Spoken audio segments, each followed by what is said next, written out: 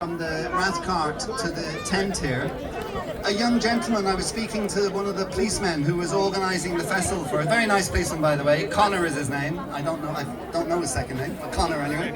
A big shout out for him. And I was talking with him, and a young gentleman came up and he said, "What is this protest about?"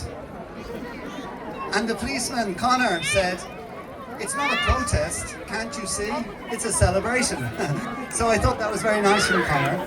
And then I explained to the gentleman that it's the festival of Jagannath.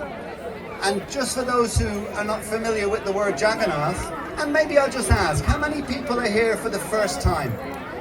First time at a Rath Yatra festival. Okay, so there's quite a few. Okay, so Jagannath is a Sanskrit word, and it means the Lord of the universe, the Lord of the universe.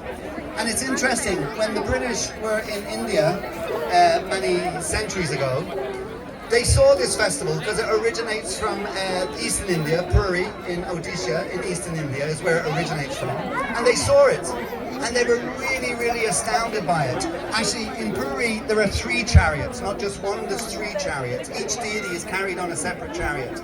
But in Puri, I think today, I'm looking at the park now, I'm going to exaggerate, I always exaggerate, I'm looking and I'm thinking there must be 300 people here today. But in Puri, you get over 2 million people at this festival.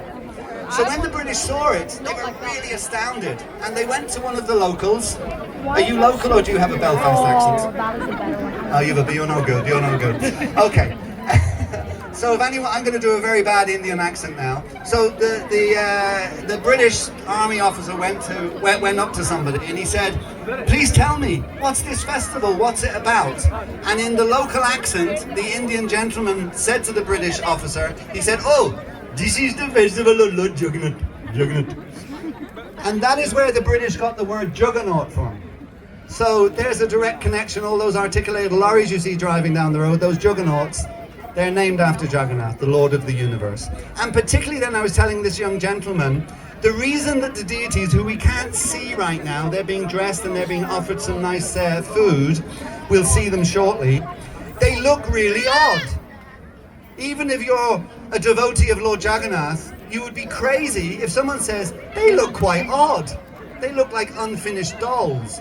You would be crazy not to agree with them, even if you're a wonderful devotee of Lord Jagannath. It's not offensive. These deities look a little strange. But of course, in the Christian tradition, we understand that God appeared to Moses in the form of a burning bush. We should never, the Supreme Personality is beyond our conception and is also beyond our rules and regulations, and the Supreme can do whatever they want. So, the reason that Jagannath and his brother and sister appeared in the form that you will see once that curtain is lowered, that you will see in that form, is because Jagannath is none different than Krishna. And again, for those who are not aware, the word Krishna is a Sanskrit word, and it simply means the most beautiful, all-attractive person. So whether you come from a Christian background as I do, or whether you come from a Hindu background, or whether you come from a Jewish background, or a Buddhist background, or an Islamic background, or whatever background you come from, there is no issue with referring to the Supreme Person as the most beautiful. So that's just what the word Krishna means. So Krishna and Jagannath are non-different. So one time Krishna had to leave his home and go far, far away.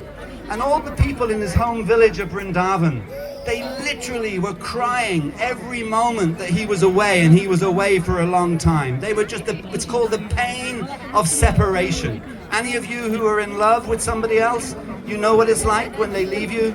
It's very painful. So when Krishna left his hometown, all the citizens of Vrindavan, they were all in great pain from this separation from Krishna. So Krishna one time then overheard one of those people telling somebody else about how bad this pain is.